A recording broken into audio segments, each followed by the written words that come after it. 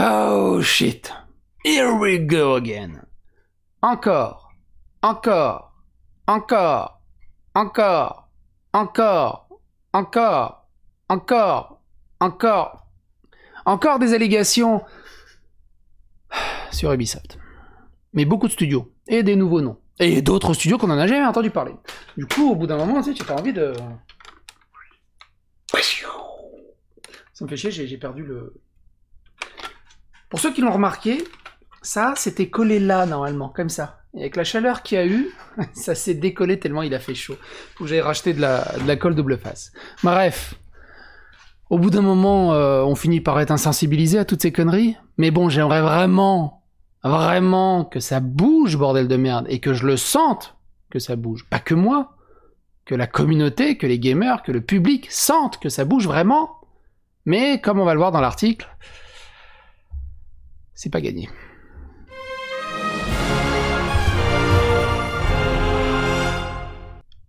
Alors c'est un excellent article qui date du 19 août, sorti sur Xbox Squad. Si vous êtes de la communauté Xbox, je ne peux que vous conseiller ce site, il est extrêmement bien, avec des très bons articles dessus, et une équipe qui a l'air top. Ubisoft, de nouvelles allégations soulignent un mal profond au sein du studio. Au cours des dernières semaines, nous vous avons rapporté les différents témoignages de scandales et harcèlements sexuels au sein d'Ubisoft. Des dizaines d'anciens employés et d'autres toujours en poste ont donné leur voix, suggérant que l'éditeur a passé des années à construire sa culture du travail sur une base de toxicité et de déni. Donc il va faire un petit résumé en début d'article.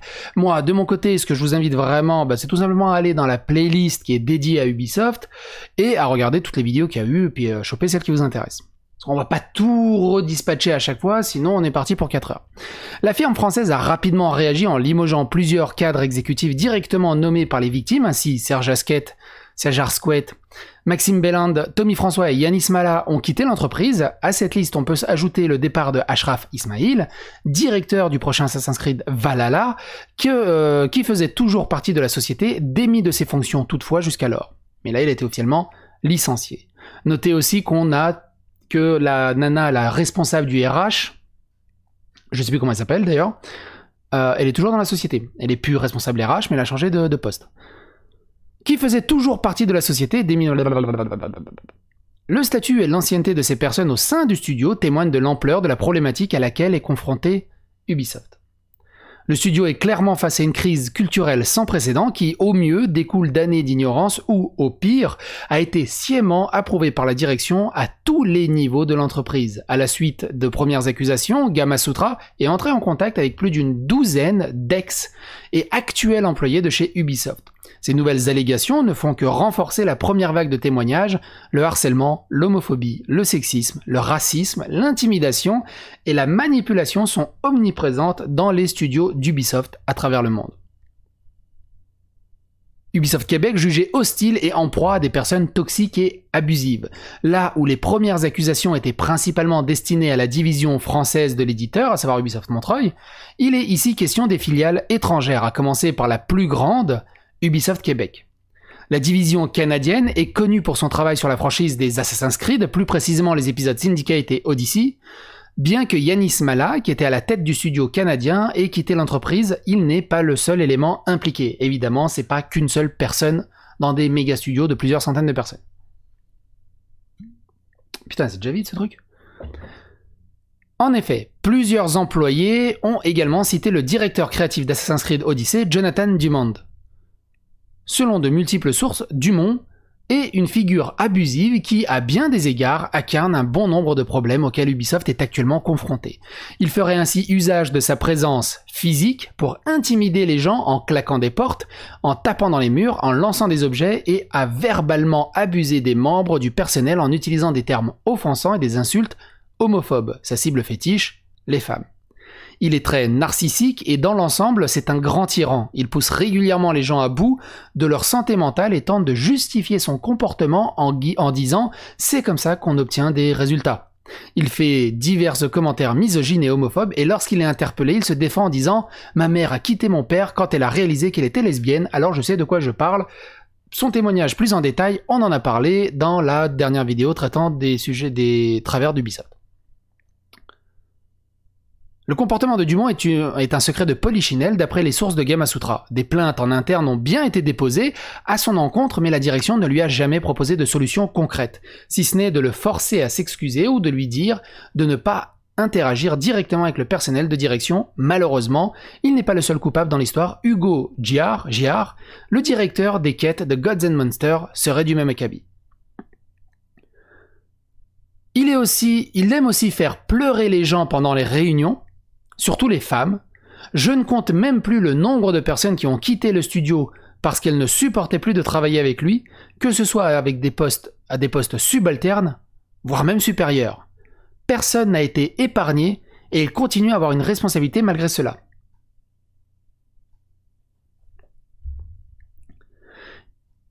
Il est aussi fait mention d'un producteur associé, Stéphane Méhay, considéré comme exclusion faite de Dumont, la cause principale du départ des employés. Moins grave dans son approche, si l'on peut dire, il parlait volontairement en français pour ne pas être compris de tous, et insultait ces derniers, pensant qu'ils ne comprendraient pas.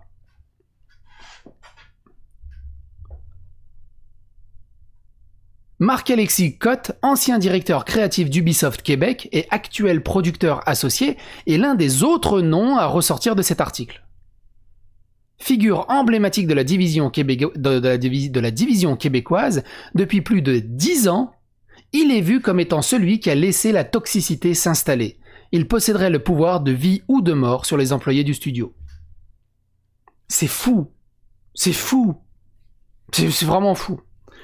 Et pour moi aussi, Yves Guillemot a raté le coche quand il y a eu le Ubisoft Forward. Soi-disant, il n'y a pas eu de message de Yves Guillemot parce qu'il ne pouvait pas l'enregistrer dans toutes les langues. Non. Il l'enregistre en anglais, tu sous-titres dans toutes les langues et c'est marre.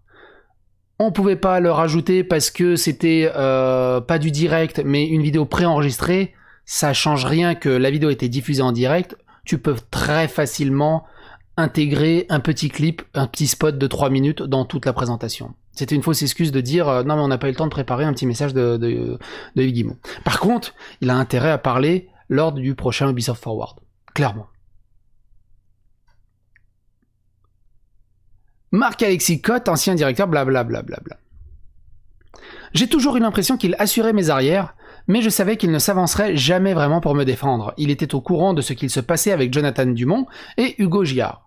Mais le travail se faisait, et quand vous êtes un studio de près de 500 personnes, le départ de quelques mécontents n'a pas vraiment d'importance pour eux. L'homme n'en serait pas à son coup d'essai, comme le révèle l'article, il serait en effet particulièrement habile pour naviguer au sein du paysage politique du studio et userait des manipulations plus subtiles pour booster sa carrière. Par exemple, l'une de ses tactiques favorites consistait à mettre les employés en concurrence les uns avec les autres en leur promettant les mêmes choses, ou en alternant constamment entre le chaud et le froid, en félicitant ses collègues un jour, avant de les insulter le lendemain. Il est narcissique et extrêmement manipulateur et ne se soucie absolument pas de la santé des employés ou du studio lui-même tant qu'il peut continuer à gravir les échelons. C'est lui qui va habiliter, légitimer et même protéger les autres personnes toxiques du studio. Et le pire, c'est comme on l'a déjà dit dans les autres vidéos, le pire c'est que tu subis ça et tu vois ton chef, ton supérieur hiérarchique, gravir les échelons. On le remercie. Le niveau d'injustice que t'as au niveau sensation, c'est juste phénoménal. L'une des sources ajoute même qu'il aurait une ligne directe vers Yves Guillemot et Serge Asquette, lui offrant une forme d'immunité pour lui et ses pairs. Sa devise est d'ailleurs sans équivoque, quoi qu'il en coûte. Une culture d'entreprise du mal alpha. On aurait pu penser à première vue que le problème ne se limitait qu'à quelques individus, néanmoins, le problème est plus profond et intimement lié à la culture d'entreprise du studio. En effet, toutes les sources font état d'une culture dominée par la politique interne, le népotisme et l'intimidation. Je pense qu'Ubisoft a une culture qui permet au directeur de la création d'être agressif et dominant, et il l'encourage à partir de la rédaction. Ils ont toujours choisi des personnalités masculines grandes, fortes et alpha pour diriger les projets et ils ont donc considéré l'intimidation et le harcèlement comme faisant partie du travail. J'ai toujours trouvé qu'Ubisoft avait du mal à licencier quelqu'un. Ils ne voulaient vraiment pas le faire. J'ai travaillé dans des endroits où les gens qui étaient grossiers, agressifs, ou même qui avaient des opinions trop arrêtées pouvaient se faire renvoyer. mais Ubisoft laissait les gens se débrouiller à moins qu'ils ne fassent quelque chose de vraiment mal en public. Dans ce contexte difficile pour un employé de se faire entendre, vers qui se tourner? Les ressources humaines ont été une option, mais qui s'est rapidement révélée être infructueuse. Le constat est le même dans les autres divisions de la firme, avec l'exemple d'Ubisoft Singapour. Plusieurs des sources à s'être confiées à Gamasutra constatent les mêmes travers de sexisme, de racisme, d'harcèlement et d'abus sont monnaie courante. D'après l'article, la broculture, la culture de l'entre-soi, alors la broculture, c'est pas seulement la culture de l'entre-soi, c'est un peu la culture un peu la californienne, c'est on est entre garçons, on est entre mecs, bière, barbecue, un peu beauf aussi, les nanas elles servent à rien, t'as vu ce que je me suis tapé. La broculture c'est un concept un peu californien. D'ailleurs on en a parlé dans mes vidéos sur Riot Games, qui avait un gros problème de broculture et de sexisme en même temps. Mais généralement l'un va pas sans l'autre. D'après la broculture, la culture de l'entre-soi est imprégnée dans l'ADN du studio qui encourage des propos ou des comportements désobligeants envers certaines femmes, avec des opinions sur le racisme qui sont ouvertement discutées pendant le temps de travail.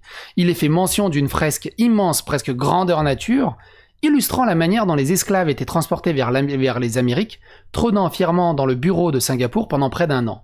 Malgré les objections de plusieurs employés, celle-ci a été jugée décorative et en lien avec le projet en cours à l'époque. Hugues Ricourt, le directeur des opérations d'Ubisoft Singapour, a fortement participé à instaurer cet état d'esprit, semble-t-il. Accusé de harcèlement sexuel par de nombreuses sources, il ciblerait régulièrement les femmes à des propos inappropriés sur la tenue vestimentaire. Pire, il aurait jusqu'à les encourager à l'embrasser durant des événements professionnels. Comme il semble être coutume chez Ubisoft, il n'était pas juste une brebis égarée. Effectivement, 2 autres personnes agissaient également dans l'impunité la plus totale. Justin Farren, ancien directeur créatif de Skull and Bones, c'est pour ça que God and Monster, on n'en a pas vu la queue d'un. Skull and Bones, il était retardé je sais pas combien de fois. C'est de la folie furieuse. Alors il y en a qui disent ouais mais c'est juste voilà il y a une allégation. Je fais ouais il y en a une dans un coin. Là il y a des dizaines d'allégations fois tous les studios fois des c'est chaud. Alors, forcément, avec tout ce qui se passe, il y a forcément du faux là-dedans. Il y a forcément du vrai là-dedans. Il y a un vrai bordel. Mais de voir tous ces échanges de feu et de tirs nourris, ça crève le cœur. Justin Farren, ancien directeur créatif de Skull and Bones, et Jordan Woodstra, ex-producteur manager du studio, sont de la même trempe. Le premier se vantait de baiser que des filles asiatiques, et de ne jamais sortir avec une fille blanche. Le second se fait connaître en touchant de manière inappropriée au moins une employée après qu'elle ait expressément dit non. Dans les 2 cas, les ressources humaines n'ont quasiment pas réagi. Woodstra a changé de bâtiment, mais a pu conserver son poste et Farren n'a jamais été inquiété. Plutôt que de prendre le taureau par les cornes, Ubisoft a toujours préféré enterrer ces sombres histoires pour éviter qu'elles ne s'ébruitent. C'est ce que raconte une ex-employée de la division québécoise qui aurait été harcelée par 2 collègues. Après avoir remonté les faits auprès du service RH, il ne sait, comme on pouvait le prévoir, rien passer pour les accusés. Peu de temps après s'être présentée, elle a été licenciée, estimant qu'elle n'était pas apte, alors qu'elle avait passé avec succès ses entretiens de performance quelques semaines auparavant. Elle n'est pas apte à la culture de l'entreprise. On en avait parlé dans une des vidéos précédentes également de ce sujet-là. L'éditeur a proposé un accord financier, il y a le lien, pour éviter qu'elle ne nuise à la réputation du studio. Et ça, moi, j'aime pas du tout. Quantic Dream a fait exactement la même chose quand ils ont licencié leur bazar, et beaucoup de studios et beaucoup de sociétés font ça. Ok, on te licencie, on te file un gros chèque, mais ferme ta gueule. Ne nuis pas à notre image. Ce chantage, je le trouve juste dégueulasse. Plutôt, comme il le dit un peu plus loin dans l'article, mais plutôt que de s'excuser, de la dédommager, et même de l'inviter à parler de ses histoires, et que le studio soit transparent et parle de ses histoires, et qu'il essaie de lutter. Là, il y aurait une bonne foi. Là, c'est juste dégueulasse. L'employé a décliné la somme, elle a refusé le chèque, la considérant comme du chantage, et a quitté l'entreprise. Bien entendu, les 2 accusés sont toujours en poste à ce jour. Des ressources humaines complices et une situation qui n'est pas près de changer. Quand un employé a un problème avec sa direction ou un collègue, il se tourne vers la direction du personnel. Sauf que chez Ubisoft, ce dernier n'est pas un allié. Elle est même parfois l'une des causes du problème. Comme le mentionne Gamasutra, certains salariés parlent de confiance brisée et d'un manque total de soutien avec les ressources humaines. Les personnes travaillant au RH répandraient même activement des rumeurs sur les employés, histoire de les discréditer. Ça c'est grave, c'est grave, grave, grave. Il n'y avait pas d'infrastructure adéquate pour signaler, et encore moins pour traiter les cas d'agression sexuelle, de harcèlement, de mauvaise conduite ou d'autres abus au bureau. Lorsqu'ils ont été critiqués par le manque de recours officiel, ils sont allés jusqu'à dire qu'ils n'avaient rien en place parce que cela signifierait que nous n'en avions pas besoin et que ça ternirait leur image. On peut pas avoir des problèmes d'agression sexuelle et d'harcèlement si on les prend pas en compte. Alors oui, publiquement, Ubisoft donne l'impression de prendre conscience de l'ampleur de la tâche. Ils ont en effet publié un ensemble de mesures clés qui incluent de passer par des consultants indépendants externes pour vérifier les accusations et les déploiements d'une plateforme tierce confidentielle où les employés peuvent signaler les abus. J'ai reçu ce questionnaire aussi d'ailleurs, en tant qu'Ubisoft Star Player. Ça fait super bizarre de remplir ce truc. On m'a demandé aussi si je pouvais le montrer. Je n'ai aucune idée si y a un NDA, si légalement je peux le montrer, donc c'est pour ça que je le montre pas. Mais je l'ai eu. Ils nous sont aussi engagés à réorganiser le service éditorial et transformer les ressources humaines. Yves Guillemot, le patron de la société, s'en est d'ailleurs défendu durant une récente séance de questions-réponses avec les actionnaires. Interrogé sur comment une telle situation a pu se produire, il a insisté sur le fait que des actions ont toujours été prises quand c'était nécessaire. Ça, il l'a répété. On l'a traité dans une vidéo d'ailleurs. Chaque fois que nous avons été mis au courant d'une mauvaise conduite, nous avons pris des décisions difficiles. Il est maintenant clair que certaines personnes ont trahi la confiance que je leur accordais et n'ont pas adhéré aux valeurs communes d'Ubisoft. Je n'ai donc jamais fait de compromis sur mes valeurs fondamentales et mon éthique, et j'en en ferai jamais. C'est très très dur, monsieur Guillemot, de vous croire sur parole dans cette langue de bois. Faut à tous les studios et le haut placement hiérarchique de beaucoup de monde, c'est obligé qu'il y a des gens qui vous ont contacté pour vous mettre, pour vous parler de tout ça. C'est obligé. C'est obligé. C'est obligé. J'arrive pas à y croire que vous soyez pas au courant. J'ai du mal. J'ai vraiment du mal. Cependant, cette affirmation n'est pas tout à fait exacte. À en croire l'une des sources du magazine britannique, en effet, un ancien dirigeant d'Ubisoft raconte que Guillemot et son équipe les ont empêchés d'évincer un membre du personnel abusif parce qu'il était soi-disant talentueux et qu'il apporterait plus de valeur à l'entreprise qu'il ne causerait de dommages collatéraux, notamment au sein du service édito, évidemment, de Ubisoft Montreuil, comme on l'a traité dans les précédentes vidéos. Je vais le dire assez souvent de fois, mais je vous invite à aller dans la playlist Ubisoft, parce qu'elle me tient diablement à cœur d'avoir couvert toute cette histoire. Vraiment. Donc le lien est dans la description encore une fois, et promis, j'en parle plus pour la suite de la vidéo. Lorsque le cadre a expliqué à la direction d'Ubisoft qu'un tel modèle n'était pas viable, ces remarques ont été ignorées. On veut bien croire que Guillemot n'avait pas connaissance de tous les agissements au sein de sa société. Pour autant, son affirmation suggère qu'il a été prêt à mettre sur la sellette d'autres employés pour protéger le talent d'Ubisoft. D'ailleurs, cela soulève un autre point, ces nouvelles allégations contre des employés clés de l'éditeur sément, en effet, le doute sur les propos de Guillemot qu'Ubisoft a pris des décisions difficiles à chaque fois qu'ils ont eu vent de mauvaises pratiques.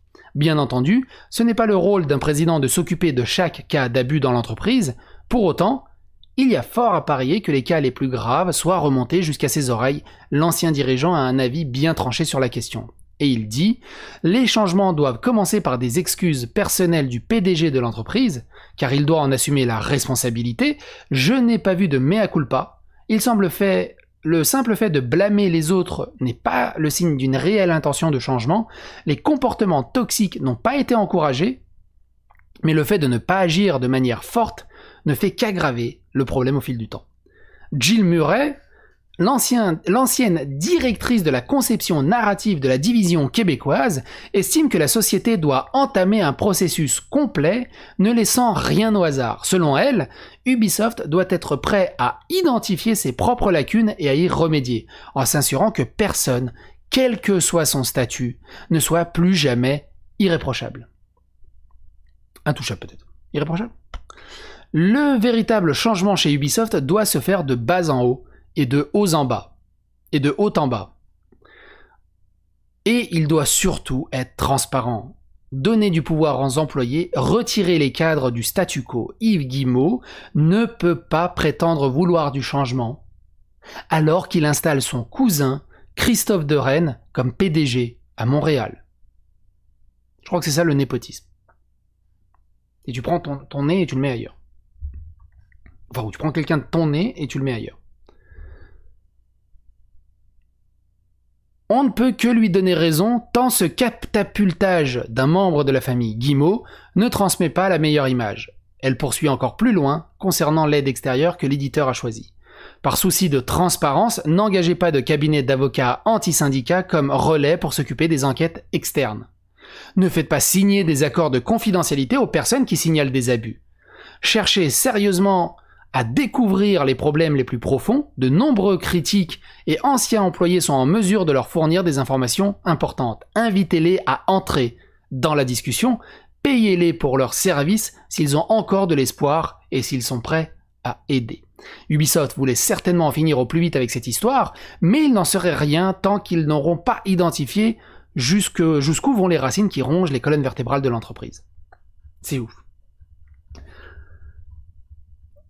Alors, je sais que je l'ai dit, et je vous l'ai promis.